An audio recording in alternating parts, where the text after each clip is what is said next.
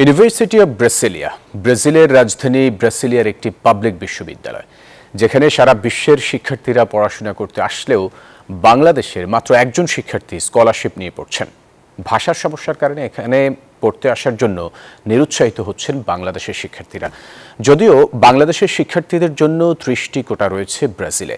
Portuguese ভাষা জানতে পারলে বাংলাদেশের শিক্ষার্থীরাও স্কলারশিপ নিয়ে পড়তে আসতে পারেন ল্যাটিন আমেরিকার এই দেশে।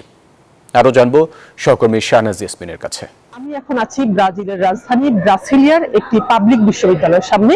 এই বিশ্ববিদ্যালয়ের নাম ইউনিভার্সিটি অব ব্রাসিলিয়া। এই বিশ্ববিদ্যালয়ে পৃথিবীর বিভিন্ন দেশ থেকে শিক্ষার্থীরা আসেন পড়তে, প্রায় 10,000-এর উপরে।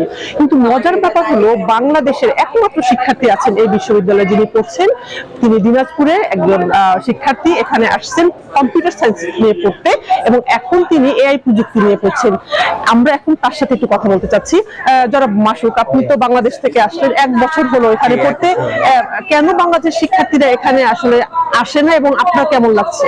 আসলে বাংলাদেশের শিক্ষার্থীদের সেই রকম ধারণা নাই, যদিও এখানকার ভার্সিটি অনেক ভালো, এদের র্যাঙ্কিং অনেক ভালো, বাট আমরা সবসময় পড়াশোনার চিন্তা করি ইউরোপ অথবা আমেরিকা, কারণ এগুলো ইংলিশ কান্ট্রি। এই কান্ট্রিতে পড়াশোনার জন্য আপনার পর্তুগিজ ল্যাঙ্গুয়েজ জানতে হবে। যদিও আমাকে প্রফেসররা অনেক হেল্প করে ইংলিশে, আমি যদি কোনো কিছু বুঝতে না পারি তাহলে আমাকে ইংলিশে সাপোর্ট দেয়। পদ্মা সেতু, মেট্রো রেল এবং এলিভেটেড এক্সপ্রেসওয়ে নির্মাণের গর্বিত অংশীদার বসুন্ধরা সিমেন্ট। অসংখ্য ধন্যবাদ মাসুক। কথা বলছিলাম যিনি এখানে শিক্ষার্থী আছেন। মাসুক এখানে এসেও পর্তুগিজ ভাষা শিখেছে, এখন 1 বছর হলো এখানে পড়ছে।